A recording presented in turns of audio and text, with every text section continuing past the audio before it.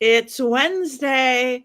Grab your goat, grab a drink, grab some popcorn because it is time for the Witches Movie Coven. Yay! I keep waiting for my live studio audience. I am Patti Negri. I am one of your hosts. We have the beautiful Heather Greene. We have the handsome Richard-Lael Lillard. We have the beautiful and a little bit sniffly Courtney Buckley. We have Jason Mankey in the others and the ethers and the other worlds, and we were hoping he is going to show up. He did a fine job of being me last week, Patti Negri, when I was down way under. I'm going to let everybody introduce ourselves first and save it. So again, I'm Patti Negri. You probably know me from the Witches Movie Coven is here. From, hi, what is the name of my show again? The Witching Hour with Patti Negri. Or my many, many appearances on Ghost Adventures or working with the Ghost Finders. Or my penchant for goats and Barbies. Who are you, Heather Greene? I have a penchant for dolls, similar to you. But besides that, I am an author. I wrote Lights, Camera, Witchcraft about movies and with witches in American cinema. There's the cover. Thank you, Courtney. And I am also an acquisitions editor at Llewellyn and a journalist that covers witchcraft and occult topics in the mainstream media. So I do a lot of things, all these things. Richard-Lael. Hello, I am Richard-Lael. I do a lot of things. Richard-Lael is one name, not two. If I were just Richard, I would be. Anyway, I am known as the Gentleman Psychic. I'm here in New Orleans. I am working on a few things that are hush-hush. Also, I just did the foreword for Magic at the Crossroads through Llewellyn Publishing. Thank you, Heather Greene. Jason is psychically telling us that he is in the waiting room, but we haven't seen him yet. We are all very psychic, and we got the message. Courtney, how are you? That's me. I'm not great. I am sick, so I don't know how long I'll last here, but you guys may know me as Ghostbait on Scared and Alone. You may see me around Salem doing tours, or, just Disney, because I can't get enough. That's where I was last weekend. Yay, congrats. All right, and he's here. Jason, just introduce yourself. I've somehow psychically beamed into the show. I'm wearing this hat for Heather Greene because I know how much she loves Yule things before Thanksgiving. I write witchcraft books. And like Courtney, I'm also sick. So, woo! Woo! All right, so you got a sick coven tonight. Thank God germs do not go through, or gods, or goddess says that germs do not go through computers. Oh, and we were talking about where we're going. Anybody in the Dallas area, I will be there all weekend doing workshops, seances, private sessions. If you go to Miracles of Joy in Louisville, I'd love to see you. It's a real nice, intimate thing I do twice a year. So join us there. And then I'm going to come home and sleep. So anyway, we are doing the movie She Will today. And before we go there, since we don't know how long Courtney's going to last, Courtney, do you want to give us your movie quote before we go into Richard-Lael's explanation and Heather's explanation? Let me pull it up here. I feel like I only have one, and I feel like it sums up the movie perfectly, so that with no spoilers and no explanation, you can hear the quote from the movie and know exactly what you're getting yourself into. So the quote was, "Charming, scout camp with a touch of Guantanamo." Best quote in the movie. That was a good quote. All right, so Richard-Lael, do you want to explain this movie to us in your I would be way? absolutely delighted. So here's the story about a lady who was raising up three very lovely girls. No, that's wrong movie. No, you're right. So the story is about Norma Desmond, who leaves her Sunset Boulevard mansion for Scotland, where she meets the neighbors from Rosemary's Baby. And of course, they're only three-dimensional characters, but they're like throwaway characters. You get really invested, and Rupert Everett's character is really sort of camp, like almost too camp. But anyway, she goes to Scotland to recover from her surgery. And while there, she realizes that, they were supposed to have, I was supposed to have a private recovery, but she goes to this place. Everyone knows her automatically. And so she tries to get away, but the person who works there, but you never know who she is because she's sort of, again, a throwaway character. And they try to pack so much in this film. Anyway, so she says, go for the night and maybe tell Courtney Buckley you will feel better. And so she has no choice because there's no cell phones in 1950 when the film was made. And anyway, there's no cell phone. So she realizes that it is a little bit of Courtney's quote, something about Guantanamo Bay, and I can't remember what the other thing was. But she ends up by realizing scout camp with Guantanamo Bay. They realize that Rupert Everett's character is an artist, and he says that the clay in the earth has this sort of magical qualities because of all of the witches who were burned in Salem, Massachusetts. Thank you, Courtney Buckley. All the witches who were burned. I think I'm getting sick. Like, what? All these witches were burned in Scotland. So it goes into the ground, and this woman who has been warned by her nurse, her maid, to not wear prosthetics, she needs to recuperate from her surgery, has denied, and the blood seeps into the water, and then of course she starts having really strange dreams, and then visions of these tortured, burned women who were accused of witchcraft. And so she goes into a trance. She creates this amazing painting. The next thing you know is that she's basically confronted with a character that was the Me Too movement. And he is being knighted. He is about to be knighted. He dates way back to, all years and years ago. And he had apparently been inappropriate with this actress when she was 13. And as he's sitting there, she sort of gets transported into the studio with him. She's in Scotland. He is presumably not, but she gets transported psychically to him, and he sees her. And then all of the dirt starts coming through. And long story short, it's a story about retribution. It's a story about female empowerment, and what's coming to him. You think that she's going to die in the end, but she makes a special friend. The end. See? Silence. And completely understand it. I It's thought so it was accurate. about aging women. Never mind. Heather, You can continue. You go ahead and continue. What did you think it was about? No. I mean, I just saw her. She was a famous actress, and Norma Desmond. having Norma Desmond, yes, and she had a mastectomy, again about her womanhood and the aging thing, and she opened up doing her makeup and talking about masks, and this particular mask was about preservation and going off.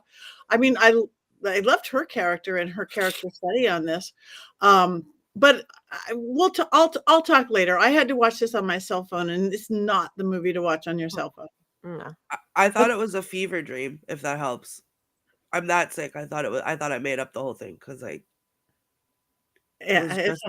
just like Scout Camp and Guantanamo Bay. Yeah. It was confusing. I kept going, well, it's because I can't see anything, but I don't think that was why it was confusing for me. It wasn't. No worm? Is that? It's a leech. What leech? No, I don't know. Heather, what is the plot in this film that we are obviously getting all wrong? So just a background. This movie is British. It's made in the UK, and also it was made after my book. So I don't have the background material because I didn't do the deep research and go to the archives on this film. It's written by a woman, or directed by a woman, as you might well guess. What's interesting about this film is if you boil it down, it goes down. The story itself, the actual essence of the narrative is a woman who has been assaulted and oppressed and assaulted, physically assaulted in this case, has turned to witchcraft to empower herself. That's essentially what you have if you boil it down. And that is a canned narrative in witchcraft films that increased over time most prominently after the 90s. You have a little bit of it in The Craft. You have a little bit of it in, you can even say maybe Witches of Eastwick if we're really generous to that movie. You see it in several other films, and then the 2000s more so. If you think about like the movie The Conjurer, not The Conjuring, The Conjurer, a lot of the paranormal witch films have the ghosts come back, and they were wronged, they were raped, they had a kid and the man left, whatever, and they come back to haunt the man and the culture that allowed them to be harmed. They turn to witchcraft for that, whether in death or before. Now we see it even more so after the 2010s. So you're seeing that in the TV show Salem opens up with that immediately. You see it in American Horror Story. We talked about that in several of the episodes, and more. Maleficent, another one. So we're seeing it more and more in this recent last 10 years and it is a reflection of the Me Too movement, and also this fourth wave feminism that we've seen over the past years. And it further ties witchcraft to women's power, which it's always been linked to, but this is again another way to do it. This is a way, and this pretty much is saying, well, women turn to witchcraft to connect with each other, to connect with the land. Another I don't want to say it like that. Another trope for the thing, women are connected to the wilds of the land, which you see here, and it's all connected, bringing them back, connecting them, and empowering them in a world that otherwise is out to oppress and to harm. So that's what you see in this film. And it's definitely a reflection of its time. There's a number of them, especially in this past 5 years, that are very much hitting home with this particular narrative. So that's the main thing I want to say. We have a great cast, a lot of really good actors, and a phenomenal soundtrack. If you just listen to it, one guy wrote it. It just, that's my opinion, of course, but it is a very strong soundtrack. This is not, well, I can talk about that later, but it's not what you expect a mainstream film to be. It is very much has the art house feel to it, and a very much an artistic style film, haunting. So it's a little different, but I'll talk about how I feel about it later on. Someone else can talk. Let's answer Mary Jane's question. She had breast cancer. She had a message. We assumed it wasn't violent. The violence had been a long time ago. She's an older actress. When she was 13. Yep. Yeah.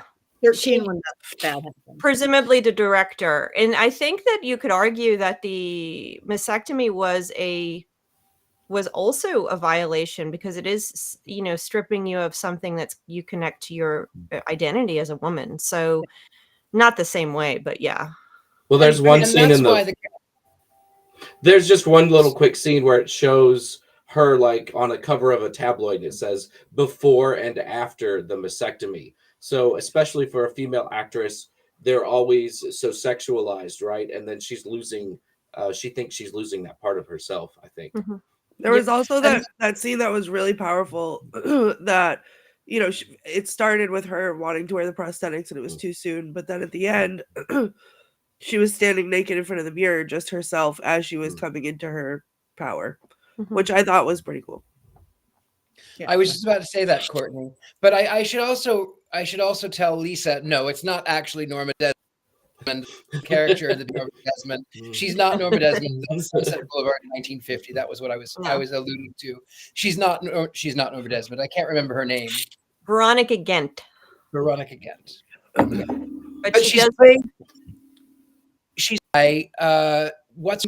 Alice Krige. Alice Krige. Yeah. And she is incomparable. Her acting skills are. She was the one who played the witch.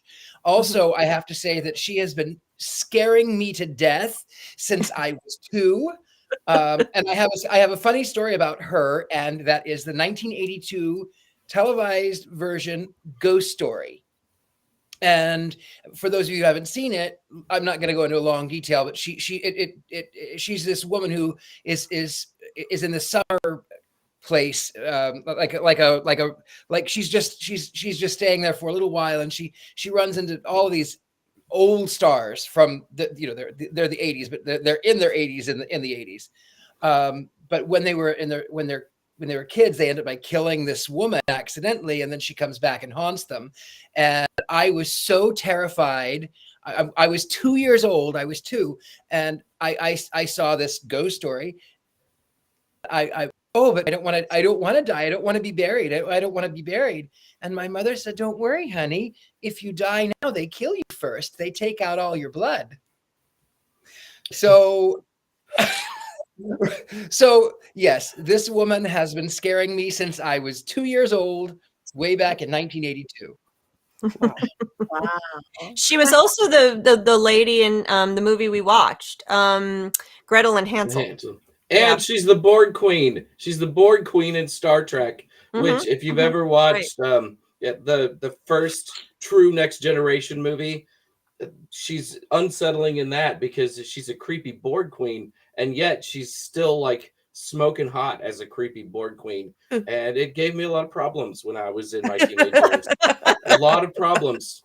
Probably not over them yet. And this one woman, how much she's affected everybody, you know. Yeah. There's Norma Desmond. Let's just be clear. That's Sunset Boulevard. That is a totally different movie and different actress. That's not the same thing. That's so funny. That's awesome. In the beginning, she was so Sunset Boulevard. In the beginning. She was. Absolutely. I think that, yes, I agree completely. I understood that reference immediately when you said it. I laughed. Like, yep, that's who she was. And you have to admit, too, the people at the retreat were so the neighbors in Rosemary's Baby. Completely. Yes. Except they weren't witches. Well, they weren't witches, but they did witchy things. Like there was that one who was chant, like whatever that was. They were New Agers. It felt like a battle between witches and New Agers, is what it That's felt what like, I got. right? New I'm Agers. with Patty. Yeah. The New Agers. The old religion versus something like that. Yeah. Mhm. I'm going to agree with Robert there, who says that what our explanation may help a little, but it's still confusing. Yeah. And because it took me a while. And again, I'll gladly go first. Be fairly short. I did watch it at 1:32 in the morning last night on my cell phone because I didn't want to get up. And it's one of those dark, eerie, slow, beautiful scenery movies that you should never, ever, ever, ever watch on your cell phone because it's dark on a big screen. And I really was going, leeches? I couldn't figure it out. Why is there snails everywhere? But even in a tiny cell phone, the mud taking over was pretty cool. And it was peat, right? The peat. And I remember that when I was in Ireland last spring, one of our take-home gifts was a piece of 10,000-year-old peat, and they were saying how much stuff is in it. So that was pretty exciting to me, going, oh yeah, it is magic. I felt it. I saw it. It is peat. So that's what you do. You lay down, you sleep in the peat. The other thing that why I maybe didn't get all the stories of it is I literally just got back from Tasmania. I'm wearing green on green, forest green for this movie. I actually dressed for this movie, but I just got back day before yesterday from a forest, not like that, the Tasmanian version, and a little tiny cabin not near anybody. It was a 12-minute walk, which is a far walk to my personal private cabin. And I was scared the first half of the movie because I just did that. I am so thankful I did not watch that movie before I went to Tasmania. I would have had a completely different experience waiting for the peat to take over, the mud, the moss to take over. So I mean, even on my little screen, it was beautiful. I liked it. I probably should have watched it earlier in the day on a bigger screen to get a little bit more from it, but it's a lovely green. Thank you. Thank you, Lisa. So, but again, it was not, I don't know. I wasn't expecting anything. I never do with our films, but it wasn't what I expected. Okay. I have a grievance that I'd like to file immediately. So when I went, I'd never seen this. I'd never heard of it. And when I went to rent it on Amazon, I don't know if you can see this, but it says horror comedy. Comedy? Yep, it says it right there. So I thought, okay, like maybe this is one of those movies that I love that's going to be so bad it's hilarious. And no, that's not what happened. No. So you thought this Comedy. was going to be like Your Highness, a horror comedy movie. Yes, exactly, actually. And I feel like there was a lot of things that I did like about it. I think the forest was my favorite character because the scenery was really beautiful. And I really, really actually liked the idea of the history being in the ground, in the peat. And the scene where she paints with the mud or with the peat was like incredible, I thought. But that's about it. Like the rest of it, it's like, I feel like, you know, I've never taken psychedelic drugs and I feel like I have now, so I don't need to try it. Why there was snails fornicating is beyond me. Like it was so trippy and weird and like not in a way that made it enjoyable for me. And I got it. I understood it. My camera is like so out of focus now because I did that. Hold on. Oh, look at my little haunted mansion phone case. Okay, that's better. It was not like trippy in a good way for me. It was confusing. I understood the premise. I understood what was happening. Normally, I'm all for the woman empowerment thing, like that trope I love, but it was just like predictable. I feel like, and it shouldn't have been because it was so beautiful and so dark and so eerie that I feel like they could have gone someplace different with it. And they had a good concept, and then to me it fell flat. I don't know what I expected it, but it certainly didn't meet any of my expectations. I think that a lot of it felt rushed for me. Yeah. There were a lot of those kooky people, the New Agers who were at the camp Guantanamo. Absolutely loved them a little more. I feel like that they were just trying to pack so much into it that really it could have been a mini series, like one season of a mini series or something, because really, like Jason said, it is sort of the New Age and the old religions coming, like this sort of fight between the two. And the characters automatically they recognized this actress. They were all kooky and weird in their own right. Though I do think that Rupert Everett's character he was trying to be too funny in a space where I don't feel like he should have been so funny. Like I just felt like he was a little too camp. Thank you. Character wise, I wanted to know more. Like the nurse, she was always there being the nurse, and then like the rape scene came out of. I mean, I get it, and the ground took her over, but it was a little confusing. See, and I saw that scene coming from the minute she put the mushrooms in her mouth. Like it was just, you know what I mean? Like, and it's the beginning was so slow. In a good way, in a way that I thought, okay, I don't understand this yet, but it feels like it's going to be one of those ones where like the realization comes crashing down onto me and I'm going to be so excited about it because it was so beautiful and because it was so dark. And I feel like it got to a point where I think it was the painting scene. And then I was like, okay, I'm intrigued. Here we go. And then it didn't happen. It was like Richard-Lael said, it was so rushed at the end, especially at the end, that I feel like we missed out on so much. And what was that? I'm sorry, we're not doing the whole share. Like she was painting, and then somebody goes, "We're done." What was that to show that they didn't really care about what they were doing, the art of the place? Because, like, okay, you're being artist now. We're done. It's 2:00. So that was Joel's schedule. I feel like I watched an entirely different movie from some of you. I feel like I'm usually like the least perceptive movie watcher in the world. There's my girl. And then I felt like I got this. I mean, there's the witches who were burned on that ground and they become a part of the ground. And because she is oppressed, the actress, the witches reach out from 200 years ago and they form a bond so that she can be empowered and she can get the revenge on the person who really stole a part of her life. I thought it was great. I love that idea of witches from hundreds of years ago embracing witches of today, or people who are going to be witches by the time the movie is over. And there's something in the movie about like they used to mine charcoal there in that ground. And that's important. And that's important because the charcoal then is the burning of the witches becomes a part of the land, like the charcoal that was already on the ground. They become indistinguishable from each other. I love the term witch feathers. Yeah. I watched that movie too, Jason. It just wasn't very good. I'm gonna have to agree with Jason on this one. And I watched a very powerful movie.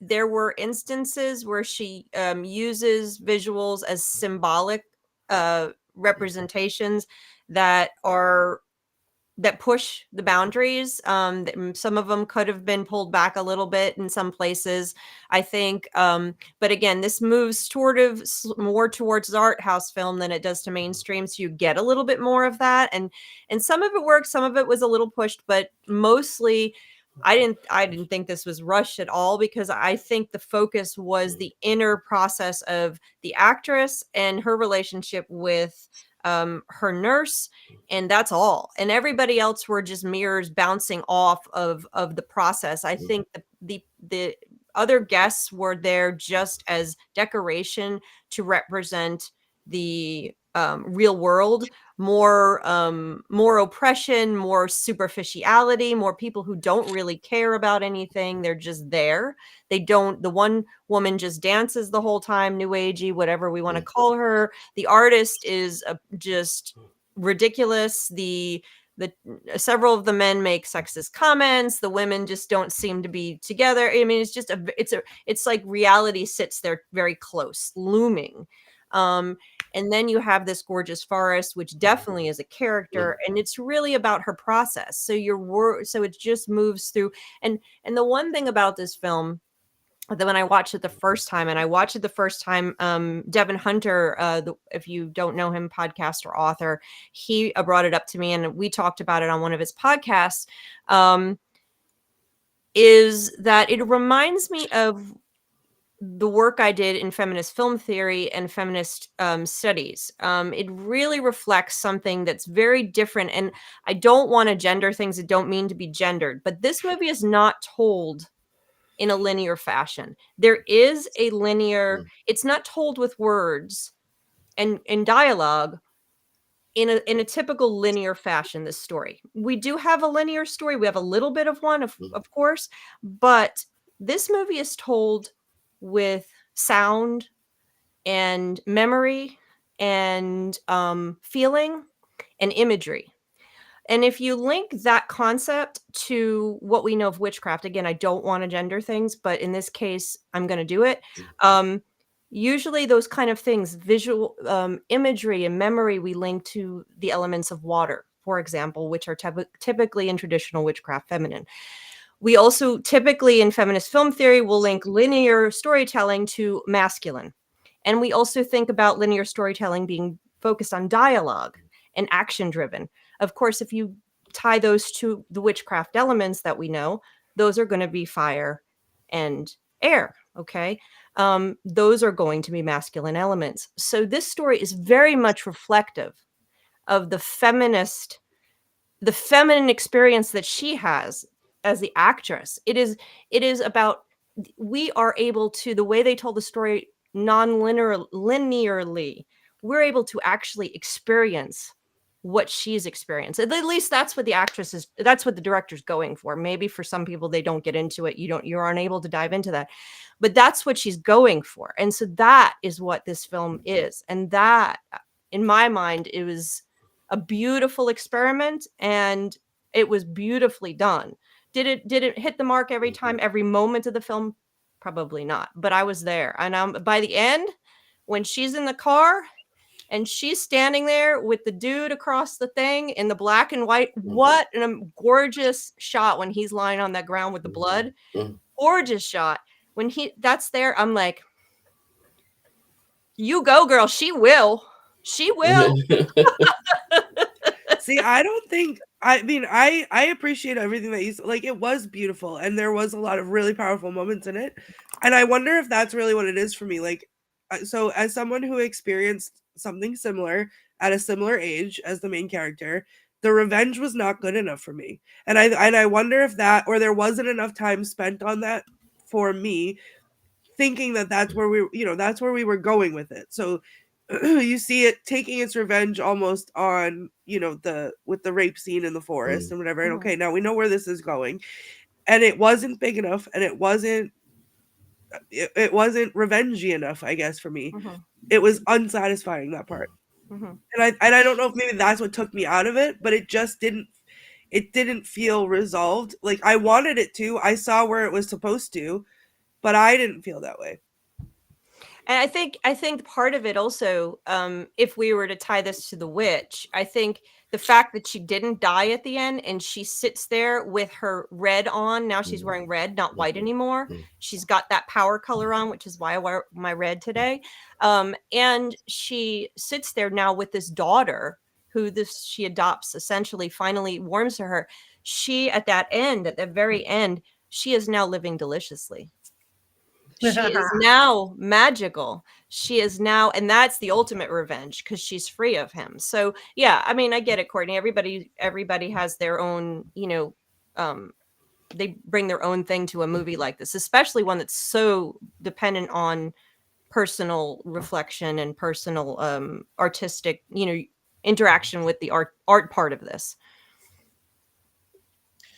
I have to say, I did actually, even though I thought it was slow in spaces, I did actually thoroughly enjoy it. Where I feel like that perhaps the punishment at the end for, I can never remember his name from Clockwork Orange. Malcolm McDowell. Yeah, Malcolm McDowell. Herman Desmond. Yeah.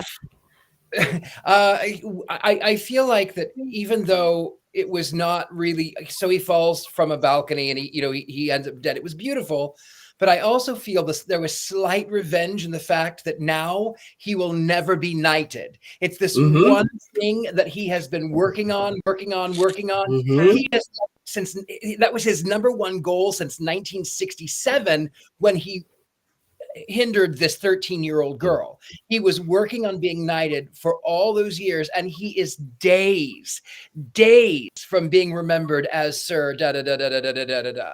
And then she shows up in spirit form as she's sort of all across she's across the I guess she's in Scotland, he might be in England, he might be in the United States, I don't know where he is, it doesn't really matter, but she sort of in spirit form shows up, and in his own deranged mind, he had been drinking, but in his own deranged mind, he sees her, and then he assaults her, and it's that last assault, even though she's not physically there, that it's that last assault that sort of snatches his prize, his precious from him. She gets a bruise though. Even though she's not physically there, when she's in her bed and she's writhing around and all the witch feathers are everywhere, she has a bruise on her head where he hits her with the bottle, which I thought was really cool. Again, there was parts that I loved. I think that whole concept was so great. Maybe it's just I wanted to see her ruin his life a little bit more before she killed him. I don't know. More torture. I don't know. Yeah, like get down and dirty with it. She will. Like, go ahead. Instead of being knighted, though, he's going to be remembered for throwing up on that television show. Yeah, like she changed his whole paradigm with what the witches allowed her to do. And not only throwing up on the television show. Sorry, go ahead. Sorry. I was just going to say, maybe it's the ghost hunter in me, but I wanted, okay, you can take spirit form, haunt his, what, for a while. Make him think he's crazy. I'm sure she felt like she was crazy, having to deal with the memories and the demons of what he did to her. So make him suffer the way that she suffered. Like, that's the thing. He didn't suffer. She suffered. He didn't suffer. But he did suffer, because not only did he throw up on that television show, the host of the show basically accused him of harming a little girl. And now it's common knowledge. So now he lives as this grapist. He's a grapist. And he he now has to, his all of his legacy has been erased. It's just like Harvey Weinstein now. You know, no matter what Harvey may or may not have done, from now on, Harvey Weinstein will only be remembered as a rapist. Yeah, but like make him live with that. Like that's what it's missing to me. Exactly. Alicia's comment right here. Make him think he's crazy and miss being knighted while being alive, then kill him. I mean, that was the unsatisfying part to me, and I think it just ripped me from it. I really do. I think I want to address first of all, hi Aaron, said hi Heather, and one of the questions I'm confused. Who's it? Lisa said I'm confused. So one of the things one of the reasons everybody's so confused about this is what I was talking about earlier, is that it's not told clearly linearly. We keep getting we get her story in these chunks and pieces, and a lot of them are visual, so you have to put them together over time to figure out exactly what happens. Like, who is this? Why are they here? That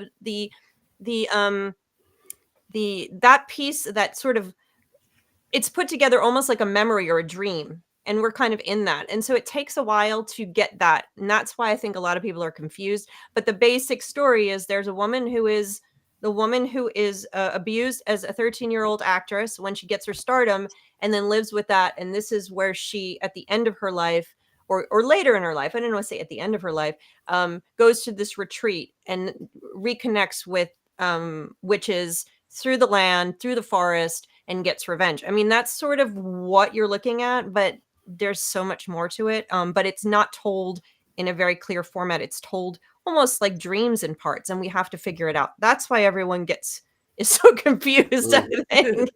But I think it was you, Jason, that said it, that connection, the connection to the forest and to the wild, and I have a whole section in my book about this, is something that's very much a part of the witch's legacy. I mean, dating back hundreds of years. In a lot of cases, the wild is seen as the place of the devil, like we saw in The Witch. It's the evil place. It's the place you don't want to go to, because that's where the magic is. That's where the unknown is. It's not controlled. It's not ordered. In a lot of movies, we see that as dangerous. Horror movies especially. In this case, it's dangerous, but it's actually comfort. That's where you get saved, which we see that as an interesting part of The Witch as well. It's dangerous, but then she goes into it, and there's the witch.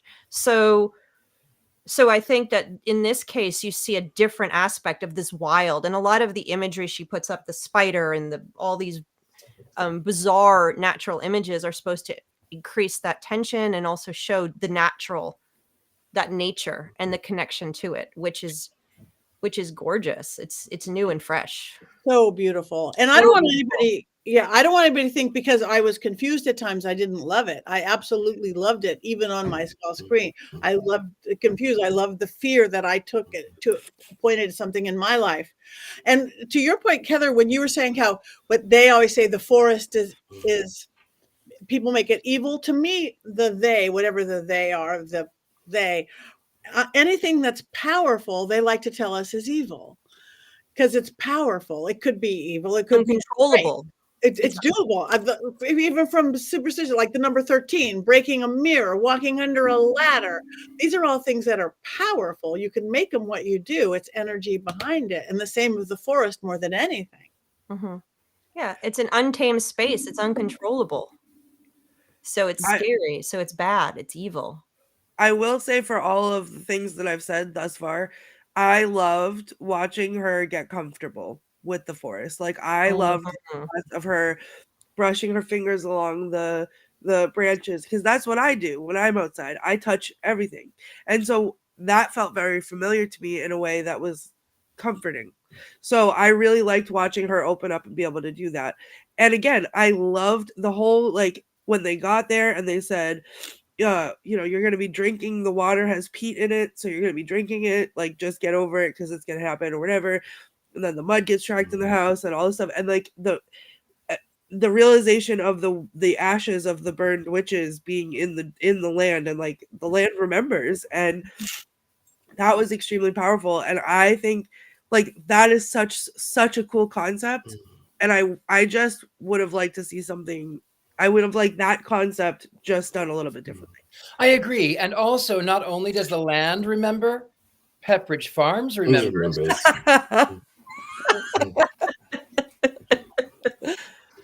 You have such a beautiful, interesting brain, Richard-Lael. Little synapses. Well, you know what? It's so funny for someone who does not really follow pop culture.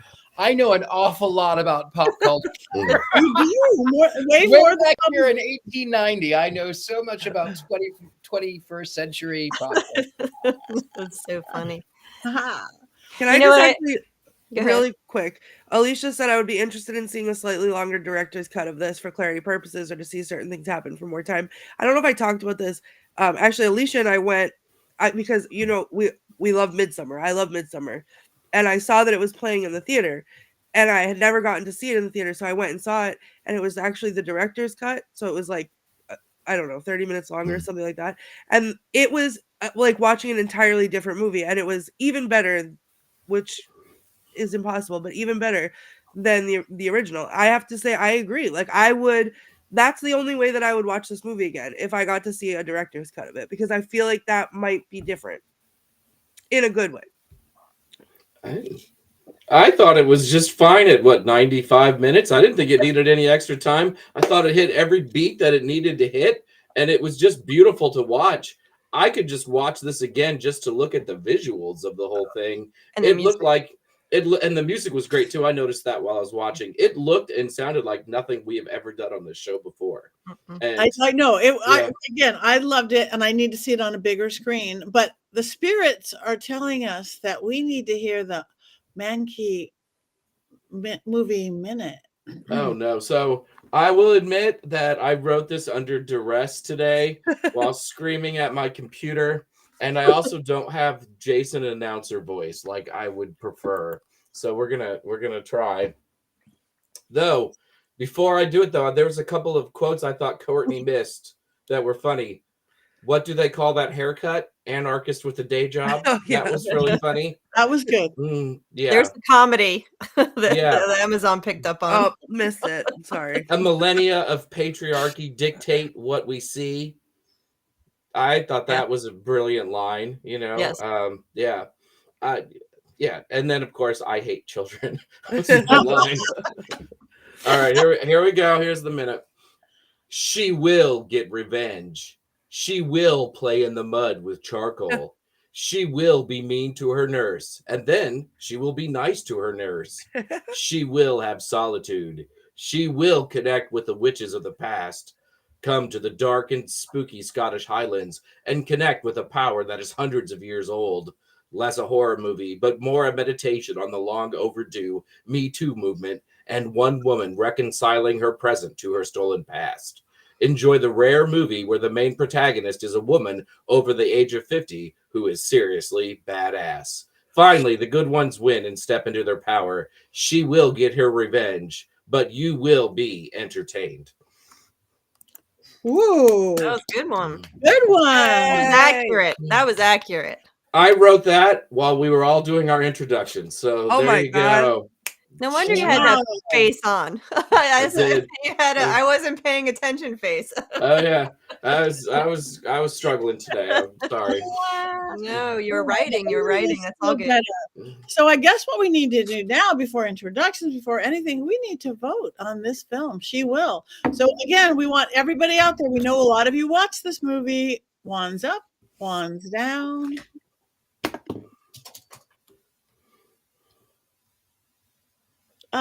Up.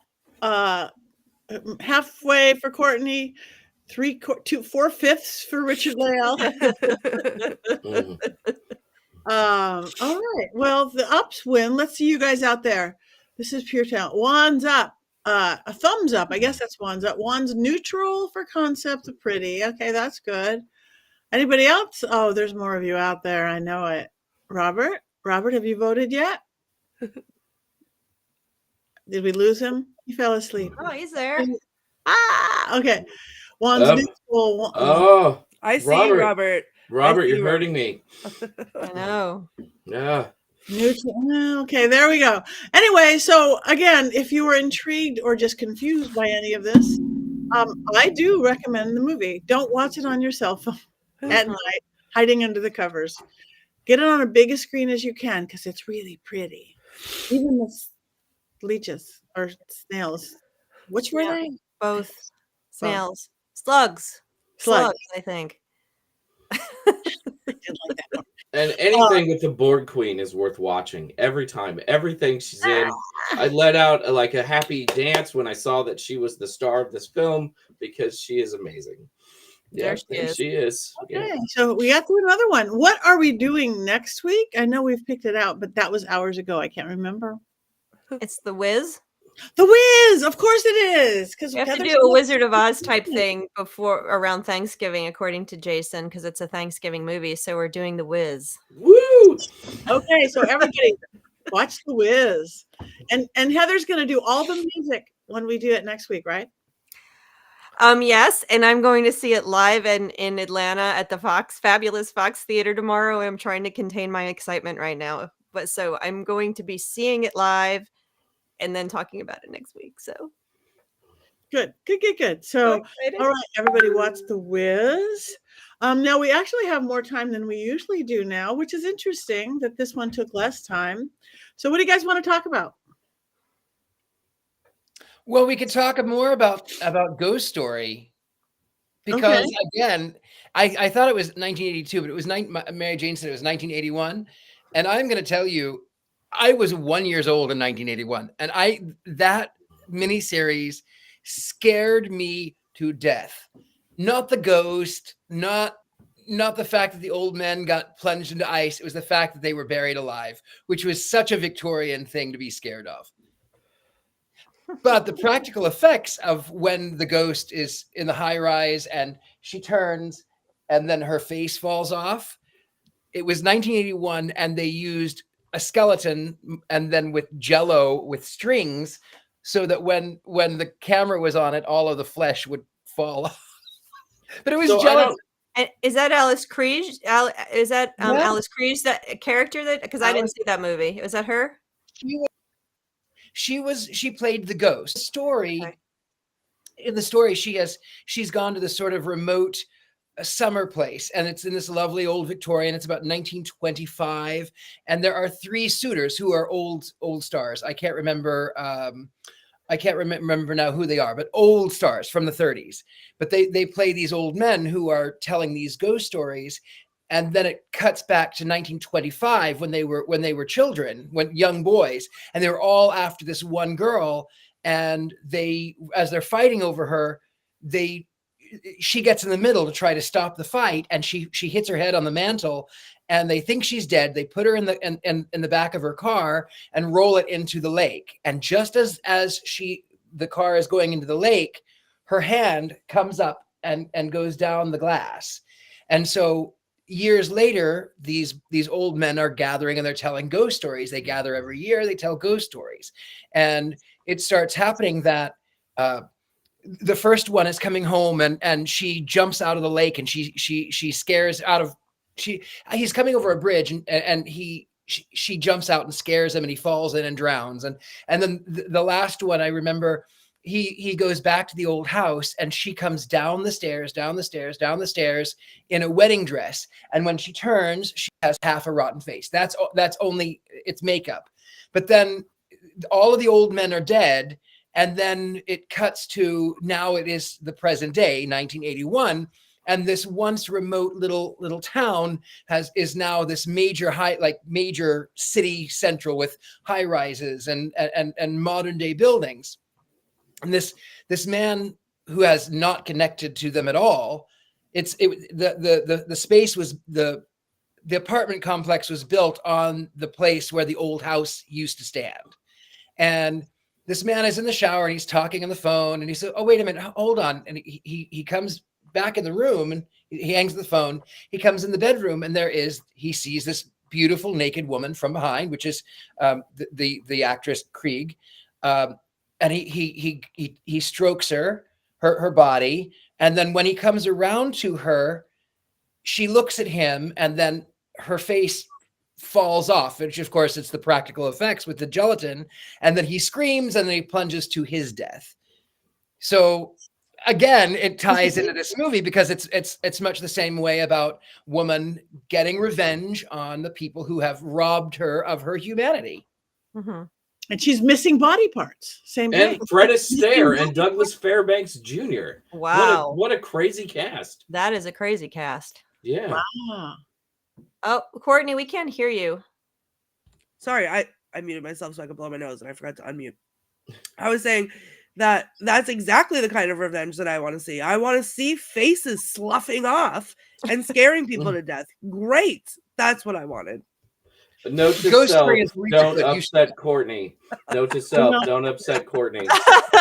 So just putting that down right now. I'm never turning my light off on Courtney ever again on the show. Really smart, Jason. Good move. Okay. Well, before we do little introductions, we do want to remind everybody to go to Mystery Control. Mystery Control. So you could have Richard-Lael pillows. You could have Patty's Power Panties. You could have Bro Witch shoes. You could have T-shirts. You could have hoodies. You could have yoga wear. You could have cookie up, down, and sideways. You could have a goat and popcorn. And mysterycontrol.com. And just you, don't tell anybody. Use code Patty for 25% off. We are practically giving it away. You are the best, Courtney. You have Heather's book at hand always. You have Richard's underwear at always. Yes, it is Richard-Lael's underwear. I didn't mean to say Richard. I didn't. That's okay. It's fine. I forgive you. Not everyone is perfect. Not everyone can be Jason Mankey. Oh, thank you. Oh. I never do that. Never do that. For the record, I also have a stack of Jason's books. They're just over there out of reach. I think about it every time, but I've already sat down when I think about There's too many of them. There's too many. Stack, and they're inscripted so beautifully, and I love them. But they're just out of reach. And ADHD, I don't remember until I go to reach for it, and I can't reach it. So okay, so I'll work on that. So let's talk about, again, anything everybody has coming up. We also, even though we're going to see each other before Thanksgiving, does anybody have any good Thanksgiving or Indigenous People Day or whatever we're calling it now? I do, and it's very fitting. My Thanksgiving tradition was actually, I agree with Jason that Wizard of Oz is a Thanksgiving movie, because my very best Thanksgiving, the only one I ever remember liked from when I was a kid, was when my mom surprised us and took us to see Wizard of Oz at the theater after dinner. And I love a cinematic adventure. So my son and I, when this happened, when we became our own little family, decided neither one of us likes Thanksgiving dinner. We don't like the obligation of having to sit through a Thanksgiving dinner. So we nixed the Thanksgiving dinner altogether, and our tradition is to go to the movies. And this year, very exciting, it's his first year of watching rated R horror movies, and coming out just in time for Thanksgiving is Thanksgiving, a slasher movie. So we will be going to see that. That's hysterical. Thanksgiving is my favorite holiday, so I'll be cooking a giant meal for my friends. I think we have 4 people coming over, so it'll be 6 of us. Very, very excited. I've already started doing my pre-prep, and I brought up my Christmas dinosaur today and put him on the porch. His name is Reggie, and my Christmas llama, her name is Sparkles. So they're there. I'm ready. I was getting a holiday envy from you guys on our little chat room, all you guys with your holiday decorations. I just took down my skeleton from Halloween like yesterday. Well, I'm going to say too, though, that I have all of my Christmas decorations up, which are none because I do not celebrate Xmas. And I don't put mine up until the weekend after Thanksgiving. I refuse. I like this nice quiet period, and we just finished our Samhain and took down all of that. We like to leave the gourds, the decorative gourds out and all of that, and let that have its time. Sorry, Jason. The gourds are still up at my house. That's fine. They do not come down until after Thanksgiving. We will fight this until we but die. The lights are outside. The lights are up. Nope, the lights not yet. Are up. It's not happening. I'm going to blow the lid off of both of you. My Christmas tree is still up from last year. Well, that's a whole nother issue. A little And my great skeleton stays out year round as well. My 'cause it's always skeletons snowing around. often do. I took them down for filming, but I am with you, Heather. It is an orange and brown holiday until Thanksgiving, and then it is a red and green holiday. Then it's Whatever you call it. all bets are off, and I start singing Christmas carols, and I drive everyone crazy. But until then, we're quiet. Now we also cook a big dinner with the family, immediate family. And we also started a new tradition where we have poetry. We have a poetry reading event at the table where everybody either has to write one or bring one, and everybody reads a poem. Whether you write it and I usually write mine.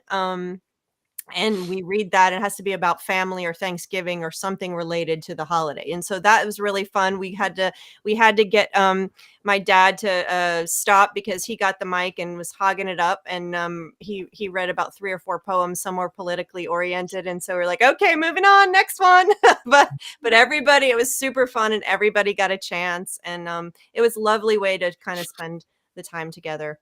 So that's what we do. I would love Heather Greene to read a poem for your Thanksgiving, and I will start it now. I once knew a man from Nantucket. And the family is sure to love it. I think we should all prepare poems for Heather for I next love week. that. Okay. Yeah, I think Wonderful that should poem. be special show with poems for Heather. Thanksgiving poems. We once had a competition in my family. My mother didn't want us to give her anything for Christmas. She wanted us to write a poem. And so she was expecting things filled with love. And what she got instead was my brother wrote an acrostic poem comparing her to various world leaders who were not very nice. And then I wrote a poem to the tune of 'Twas the Night Before Christmas about her horrible dog who was awful. And I used a lot of swear words. So at the end, one of us was supposed to win a gift card, and that was going to be the whole thing. And she almost couldn't give it out because she was so mad that we didn't do what she thought she was going to do. So if you guys are all nice and like the Wiz next week and give it wands up, I will read my poem. I will read a Thanksgiving poem to you that I wrote. Okay. Oh, it's a deal. Or at least be gentle on it. Be gentle on it. All right. We only have a couple minutes left. We sort of did intros already, but again, if you're in the Dallas area, come see me at Miracles of Joy this weekend. In December, I'm going to be back in Texas at the Old Park Hotel doing a very spooky holiday ghost hunt with Natalie, my partner in Paraflix. And then I'm home for the month. Yay. Anybody else have anything anybody wants to come see them at? I'm ready for my close-up, Mr. DeMille. Norma. So, all right. Mystery Control. You guys like us, follow us on social media. We don't know why, but it is an important thing. So Facebook, Instagram, whatever things we do, follow us both as Witches Movie Coven and Mystery Control, what we wear, and each of us individually by our name or something dang close to it. So thank you all very much. And we're not going to cackle for 2 minutes. We got to come up with something else. I was just going to say earlier, if you don't put your Christmas lights up early, there are no Thanksgiving lights. Nobody puts brown lights up. So, I mean, what else do you do, right? No, nothing. Yeah. look at this. I want lights. postcards of this. Yeah. That's beautiful. I want postcards of that. Yeah. Put that back Yeah, up. put it back. Yeah, Put put that it back on. up. Oh, There we go. Look at that Look Black at Phillip. him. What do you look at my Black Phillip? He likes Yeah. that. He's so Those are handsome and beautiful. evil. He is. I love That's him. the happiest Black Phillip I've ever seen. Mm-hmm. I love well, him a even lot. the Grinch can have a heart that grows 3 sizes in one day. All right. Okay, we are getting close to it. Not quite yet, though. Anybody else? Anything come up? You guys, holidays? Go. I Courtney. celebrated Christmas a little bit early because I was at Disney last weekend for Mickey's very merry Christmas party. You're welcome. And So- we saw some pictures, and you look like you're an 8-year-old on crack. Yes, that's an entirely accurate way to describe me on Disney. I did become an annual pass holder, so if anyone can come up with an excuse for me to go back to Disney anytime soon, I'm on the lookout. I'm watching those plane fares like a hawk because I'm ready to go at a moment's notice. My park bag's still packed, ready to go. I love it. All right. So Disney, witches, covens, forests. We covered it all. Count Board of the queens. Okay, we are there. We are there. We're there. The ones up. We got the ones neutral. We got the goats. We have something to drink, but mine's gone. So it's time for me to go teach a class. So on that note, everybody join us. 1, 2, 3.